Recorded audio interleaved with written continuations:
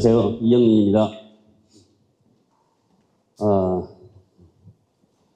저는 그동안 연극을 베이스로 쭉 생활을 해왔는데 올해 40년을 연극을 해왔습니다. 근데 연극과 이게 축제가 친연성이 있어요. 그 기원도 같죠. 그래서 우연하게 축제를 하게 됐고 가장 바쁜 시기를 막 지냈습니다. 축제가 대부분 9월과 10월이 다 밀집되어 있습니다. 그래서 사실 세계유산 축제이든 아니면 무형유산 축제이든 다 가보고 싶은데 같은 시기에 하기 때문에 저도 바빠서 많이 못 간 부분들이 있는데 그래서 그런 생각을 해봤어요. 이 축제가 10월 달에 다 몰려있지 말고 시즌제나 연중화를 하면 어떠냐. 그런데 그런 조짐이 좀 보여서 그런 트렌드들도 오늘 한번 소개하도록 하겠습니다. 제가 오늘 말씀드릴 주제는 전통문화 소재의 공간 콘텐츠의 시장 동향과 전망입니다. 올해는 국가유산기본법이 시행된 지 딱 1년이 지난 시점입니다.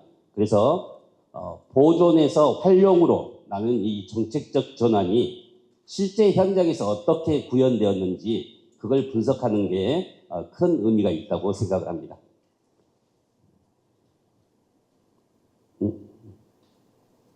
네, 오늘 발표는 총 8개의 장으로 이렇게 구성이 됐고요.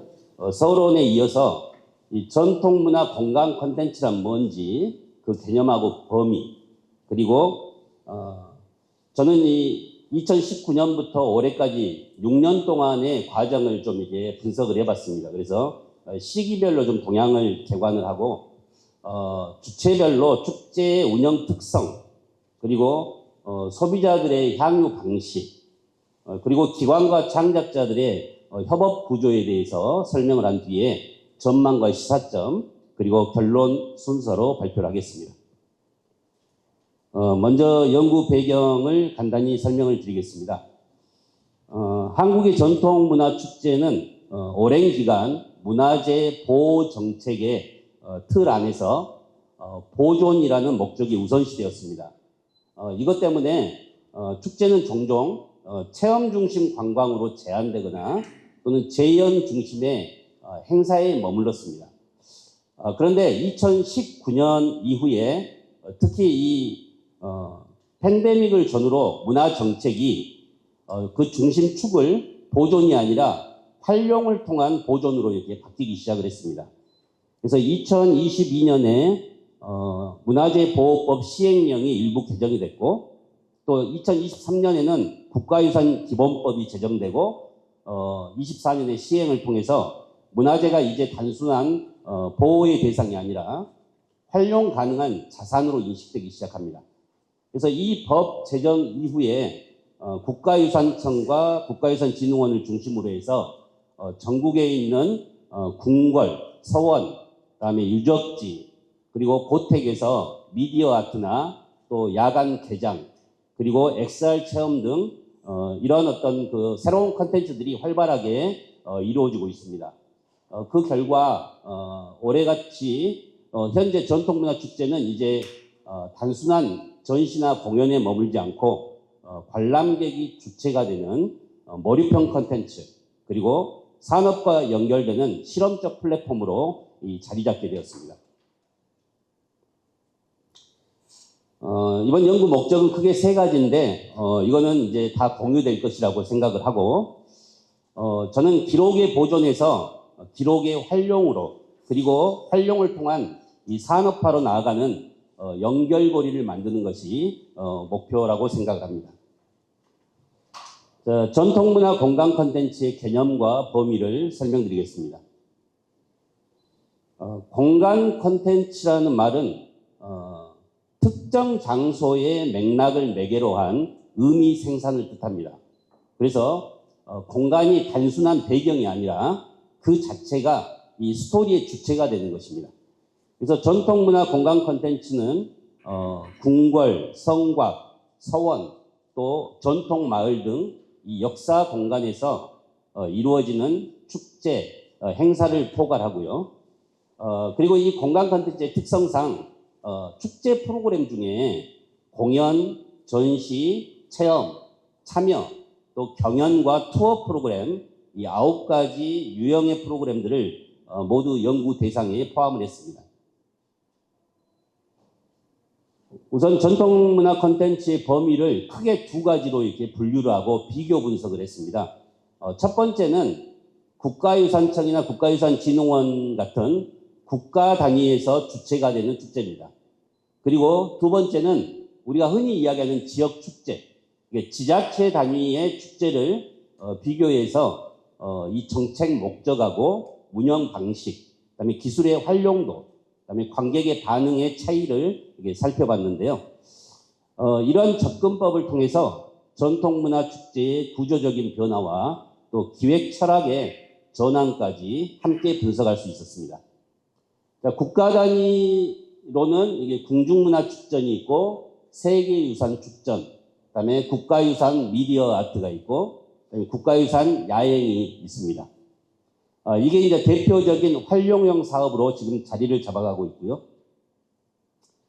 지자체 단위 축제는 문체부의 전국문화축제 표준 데이터를 참조했는데 지난해 2024년 기준으로 전국의 지역축제는 총 1,170건입니다.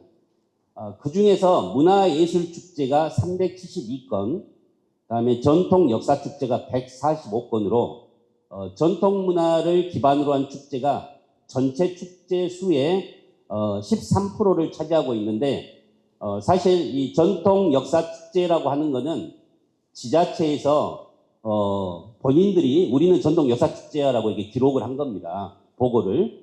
그런데 문화예술축제라고 보고했던 372건에도 이 전통문화 소재가 들어가 있습니다.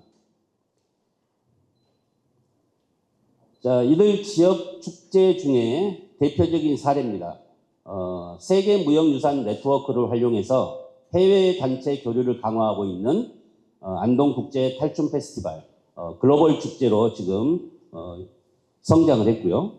그다음에 유등과 드론 라이트 쇼를 결합해서 야간 경제 효과를 극대화한 진주 남강 유등 축제. 이 역시 우리나라 대표 축제를 5년 이상 하고 지금은 글로벌 축제에 등극을 해 있습니다. 그리고 설화와 전설을 기반으로 하는 정읍사 문화제, 국악과 음반을 기반으로 하는 전주 세계 소리축제, 그리고 얼마 전에 끝났던 영동 세계 국악 엑스포가 있고요. 그다음에 노동요와 농악을 기반으로 하는 증평 들노래 축제, 그다음에 의례 제례 기반의 유교문화 축제와 또 향교 소음 문화제 등이 있습니다. 국가 단위와 지자체 단위를 제외하고도 그 이외에 무형유산을 지키고 전승할 목적으로 전승단체가 주도하는 무형유산 축제가 또 여럿 존재합니다. 그래서 국가 단위 축제는 주로 교육성, 공공성을 중심으로 운영이 됩니다. 반면 지자체 축제는 관광성과 지역경제 활성화에 무게를 두고 있습니다. 전통문화 공간 콘텐츠는 기록된 역사 공간에서 이루어지는 체험형, 참여형, 또 몰입형 축제이며 궁극적으로 전통의 재해석을 통해서 현대인에게 새로운 감각과 또 서사를 제공하는 장르라고 할 수 있습니다. 이제 다시 시기별로 동향을 한번 살펴보겠습니다. 코로나 팬데믹을 전후로 해서 크게 세 단계로 이렇게 나누어 보았는데요. 첫 번째 단계는 2019년입니다. 우리 전통문화 축제가 최전성기였고 활력기였습니다. 그래서 궁중문화축전은 5대 궁과 종묘를 무대로 해서 왕실의 기록 유산인 의궤를 미디어 아트로 이렇게 재현을 했고요. 대표적으로는 경복궁 근정전을 배경으로 해서 미디어 파사드를 시도를 했고, 이 전통 공간과 디지털 기술의 융합 가능성을 확인했습니다. 또 우리가 주목해야 될 축제 중 하나인 전주 세계 소리축제입니다. 국악과 월드뮤직의 협업으로 세계 25대 페스티벌에 단연간 선정되면서 국제적인 주목을 받았습니다. 그런데 코로나 이전 축제는 전통의 재해석이라는 실험적 시도가 활발히 있었는데 정책적으로는 여전히 문화재 보호법이 중심이었기 때문에 활용보다는 보존이 우선시되었습니다. 그래서 이 문화재를 무대로 한 공연은 가설 무대의 설치나 또 야간 개방이 매우 제한적이었죠. 그래서 이때까지는 일부 지역에서만 야간 개방이나 실경 공연을 이렇게 시도를 했었습니다. 그래서 이 시기를 저는 활용의 문이 열리기 시작한 시기라고 이렇게 부르고 싶고요. 두 번째 시기는 코로나 팬데믹의 충격기로 디지털 전환의 시작점입니다. 2020년에 코로나가 발병하면서 거의 축제가 개최가 거의 한 건도 안 됐다고 생각을 하시면 됩니다. 2021년부터 아이러니하게도 이러한 과정 속에서 디지털화가 되면서 급격히 다시 온라인으로 전환되기 시작을 합니다. 그래서 이 시기의 공중문화축제는 경복궁, 창덕궁, 그다음에 덕수궁을 3D로 스캔을 해서 VR로 감상할 수 있는 온라인 전시를 선보였습니다. 유튜브 누적 조회수가 1000만 회를 넘어섰고 또 궁중 음식 체험도 랜선 체험 키트로 대체되면서 비대면 프로그램의 새로운 가능성을 보여줬습니다. 또 안동국제 탈춤 페스티벌은 온라인 경연으로 전환이 됐고 진주 남강 유동축제는 드라이브 스루 방식으로 차 안에서 유동을 감상하는 방식을 시도했습니다. 이 팬데믹 충격 속에서 한물 간 줄 알았던 이 난타의 사물놀이 공연 산업화 경험이 재조명되면서 전통 리듬의 글로벌 시장 확장과 또 융복합 모델 가능성이 확인되기도 했습니다. 이런 시도들은 전통 문화가 위기 속에서도 보존을 해치지 않고 체험을 지속할 수 있는 방식을 모색했다는 점에서 아주 중요합니다. 이때부터 디지털 전환은 일시적인 대응이 아니라 새로운 보존 방식으로 자리를 잡게 됩니다. 그래서 2022년 문화재 보호법이 개정되어 활용 조항이 보강됐고 지자체는 앞다퉈서 활용 관련 이 조례 개정 등이 이루어졌습니다. 다음에 세 번째 단계는 최근 3년입니다. 이 제도 개혁과 산업적 확장의 시기인데요. 국가유산 기본법이 시행된 이후 전통문화축제의 형태는 아주 눈에 띄게 다변화됩니다. 그래서 국가유산 미디어 아트는 성곽과 유적의 외벽을 캔버스로 활용을 해서 보존을 해치지 않는 활용의 정점을 보여줬고요. 안동국제 탈춤 페스티벌은 탈춤의 유네스코 등재 이후에 탈이라는 시각적 상징을 웹툰, 애니메이션, 게임, 공연 IP로 확장을 했습니다. 안동시는 탈 캐릭터와 NFT 콘텐츠를 개발해서 MZ세대를 겨냥한 디지털 홍보에 활용하고 있습니다. 이처럼 축제는 더 이상 일회성 행사가 아니라 지속 가능한 브랜드 자산으로 기능하고 있다. 그다음에 세계유산 축전은 순천, 제주, 고창, 경주 등에서 드론과 미디어 파사드, 그다음에 XR 투어를 결합한 야간 미디어 축제로 자리를 잡았고요. 국가유산 야행은 전국의 47개 도시의 문화유산을 밤의 시간 속에서 새롭게 조명하며 체류형 관광으로 이게 발전을 시켰습니다. 얼마 전에 끝난 영동 세계 국악 엑스포는 전통 국악과 디지털 기술이 결합한 체험형 전시, 그다음에 B2B 교류 프로그램 운영으로 전통문화축제의 산업화 모델을 제시했습니다. 또한 한국관광공사의 판소리 기반 홍보 영상인 이날치 밴드의 유튜브 2억 회 조회 기록을 기억할 필요가 있습니다.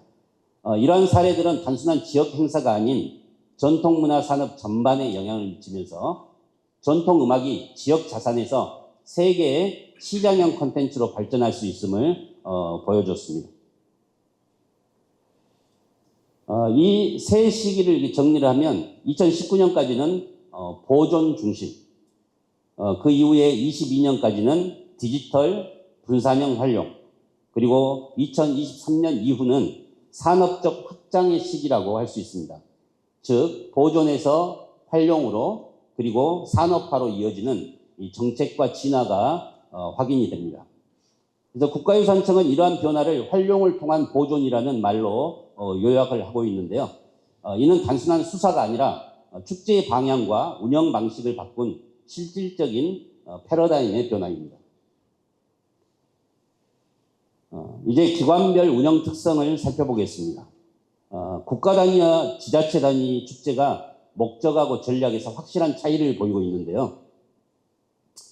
국가유산청과 국가유산진흥원의 축제들은 전통 기록문화의 현대적인 재창작 그리고 국민 향유 확대를 기조로 하고 있습니다.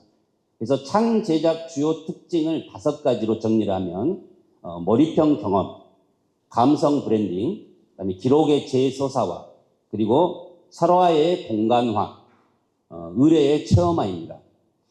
전라북도가 올해 여행작가와 인플루언서, 교사, 외국인 등 한 230여 명을 역사 탐방 팸 투어를 시켰습니다. 그래서 전주 한옥마을, 경기전, 오성 한옥마을 등 이 전라북도에 집중되어 있는 역사문화 관광 자원들을 여행을 하면서 인스타그램과 블로그, 페이스북, 브런치 등의 총 1076건의 컨텐츠를 생산을 했습니다. 그러면서 한옥의 SNS 컨텐츠화 가능성을 보여줬고요. 곡성의 섬진강 도깨비 마을은 설화와 체험을 결합을 해서 설화의 공간화를 실현한 사례라고 할 수 있습니다. 활용을 통한 보존은 국가유산을 단순히 보존의 대상으로 한정하지 않고 축제와 컨텐츠를 통해서 현대적으로 재해석하고 향유할 수 있도록 만드는 접근 방식입니다. 국가유산 미디어아트는 전국의 8개 권역에서 성곽과 성문의 외피를 스크린으로 활용을 해서 보존을 해치지 않는 활용의 대표적인 성공 사례로 평가를 받고 있습니다. 그래서 이러한 국가 단위 축제는 전통 문화의 공공적 가치를 확산하는 장이라고 할 수 있습니다. 지자체 축제는 관광과 체류 그리고 지역경제 이 3가지 목표를 중심으로 운영이 됩니다.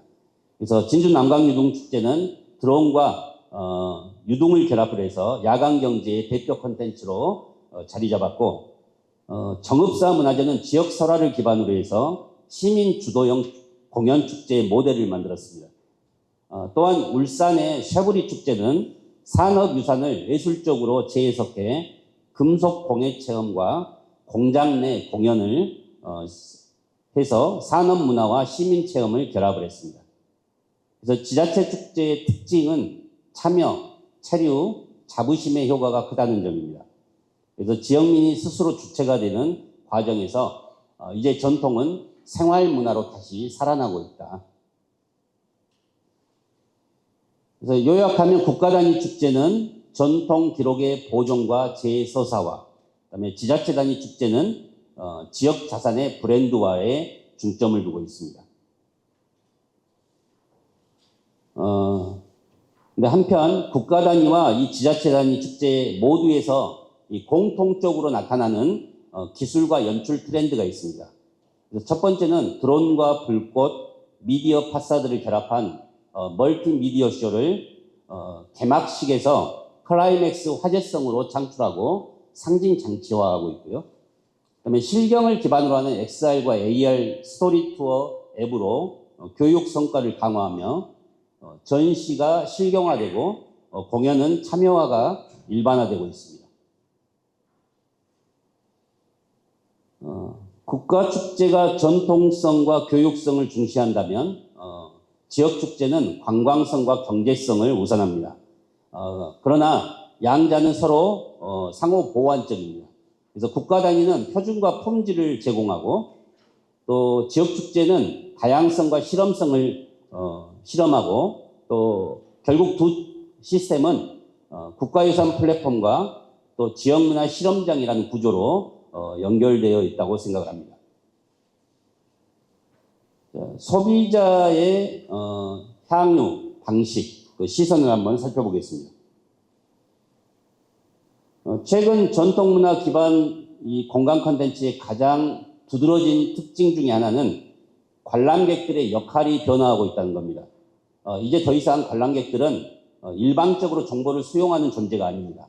그들은 콘텐츠에 직접 참여하고 또 상호작용하고 또 자신만의 독특한 경험과 또 고유한 서사를 만들어가는 능동적인 주체로 변모하고 있다. 이 중에서 우리 그 국내 내국인들은 주로 가족 단위로 체험형 참여가 많은 편입니다. 그래서 체류, 소비, 참여라는 소비자 여정을 나타내고 있고요. 또 내국인들은 감정 몰입형 경험을 선호합니다. 그래서 단순한 관람이 아니라 감정이입과 사진 기록을 통한 경험을 핵심이라고 할 수 있습니다. 반면 외국인 관광객은 전체 관람객의 10%에서 15% 미만으로 비율은 아주 낮습니다. 그런데 SNS 확장력이 매우 높습니다. 그래서 또한 외국인들은 전통의 현대화에 높은 호응을 보이고 있는데요.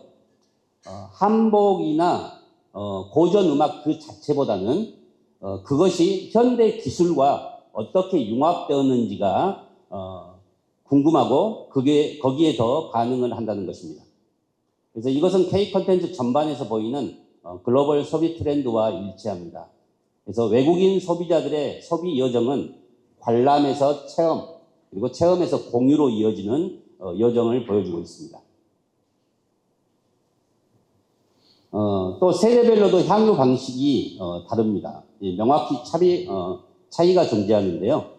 MZ세대는 AR 앱, QR 미션, 캐릭터 포토존 등 디지털 기반의 참여형 콘텐츠에 적극적으로 반응하고 있고, 중장년층은 교육, 역사적 의미를 중시합니다. 그래서 향교, 서원, 고택 이런 것들을 체험하는 전통 문화의 원형적 가치에 주목하고 있습니다. 그리고 청소년층은 경연과 놀이 중심으로 농악, 판소리, 탈춤 경연대회 같은 직접 참여형 프로그램을 선호하고 있습니다. 그래서 축제도 이제 세대 맞춤형 스토리텔링이 필요한 시대가 되었습니다. 축제의 성패는 프로그램의 숫자가 아닙니다. 관객의 체험 동선을 어떻게 설계하느냐에 따라 달려있음을 시사하고 있습니다. 이제 전통문화 기반 축제는 기관과 지자체, 그다음에 창작자, 그리고 민간 기업이 어떻게 협력하느냐에 따라서 결과물이 완전히 달라집니다. 그래서 협업 모델이야말로 축제 지속 가능성을 결정짓는 핵심 변수라고 하겠습니다.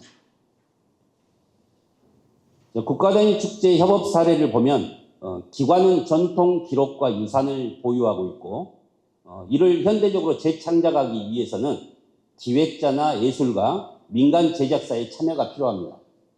예를 들어서 전주 국가유산 야행에서 VR 기반 실감형 콘텐츠를 선보였습니다. 그래서 국가유산청은 전주 향교와 경기전의 기록 데이터를 제공을 하고, 민간 제작사는 VR 콘텐츠를 개발하고, 또 학계의 전문가들은 자문을 담당하는 협업 관계가 구축된 것입니다. 지자체에서도 마찬가지입니다. 진주 난감 유동축제는 진주시와 지역에 있는 공방들, 그다음에 지역의 상인이 협력을 해서 전통 유등을 제작하고 또 체험의 상품화를 실현했습니다. 그리고 안동시와 한국국학진흥원 그리고 프랑스 앙굴렘 페스티벌 측이 협력을 해서 탈춤과 그래픽 노블 공동 전시를 열기로 했습니다. 이처럼 지역 축제의 협업 모델은 지역 자산을 매개로 해서 글로벌 콘텐츠 산업과 연결되는 새로운 통로가 되고 있습니다. 최근 민간 기업의 참여도 눈에 띄게 늘어나고 있습니다. 그래서 현재 전통문화 축제 협업 구조를 보면 다음 세 가지로 요약이 되는데요. 먼저 기관 주도형 협업입니다.